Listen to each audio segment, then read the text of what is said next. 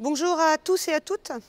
Je vous prie de bien vouloir m'excuser de ne pas être physiquement parmi vous, car je suis aujourd'hui et toute cette semaine à Bruxelles pour préparer la prochaine session plénière et notamment le possible vote sur ACTA, s'il n'est pas encore reporté, mais aussi pour préparer le prochain sommet de la Terre à Rio qui se tiendra dans quelques jours. Comme vous le savez sûrement, de ce sommet mondial ressortira, ou pas, de nouveaux engagements, un nouvel agenda en faveur du développement soutenable pour les 20 prochaines années. Les échos des premiers débats nous laissent encore un peu sceptiques sur l'issue de ce 4e sommet pour la planète et c'est la raison pour laquelle nous devons rester mobilisés et ceci jusqu'au bout. Je serai à Rio pour tenter de porter au cœur des négociations la vision des écologistes et la résolution ambitieuse du Parlement européen en matière de nouvelle gouvernance environnementale et de transition écologique de notre économie. Mais ce soir, je souhaiterais saisir l'occasion de cette invitation pour apporter mon soutien à Emeline, qui est candidate aux élections législatives. Emeline, si vous ne la connaissez pas encore, est une femme de conviction qui bénéficie incontestablement d'un fort ancrage local. Son caractère enthousiaste participe à cette vision dynamique et volontairement positive de l'écologie. Cette écologie que j'aime, cette écologie qu'on partage, cette écologie qui doit trouver sa place et être largement représentée pour efficacement peser sur les politiques françaises à venir. Elle doit peser et être représentée au sein de l'Assemblée nationale. L'engagement et les promesses qu'Emeline s'engage à porter à l'Assemblée nationale sont clés pour les écologistes et leur importance doit être sans cesse rappelée. Elle a notamment à cœur de favoriser l'éducation citoyenne et populaire et de participer à repenser l'éducation pour toutes et tous, et ceci tout au long de la vie.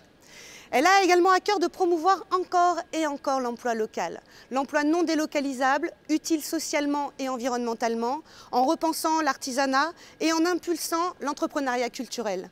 Et puis enfin, elle a aussi à cœur de protéger et garantir notre santé, qui est aujourd'hui intimement liée à la qualité de notre environnement, et qui passe tant par notre alimentation, par la réduction maximale des risques sanitaires, par la qualité de l'air, etc.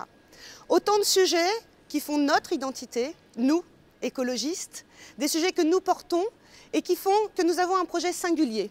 Nous portons des solutions qui doivent être engagées et portées politiquement dès maintenant, mais avec la particularité de penser ces solutions, non pas à court terme, mais à moyen et longue échéance. Nous savons faire des alliances pour constituer des majorités de projets, comme nous l'avons démontré et comme nous le pratiquons au quotidien au Parlement européen.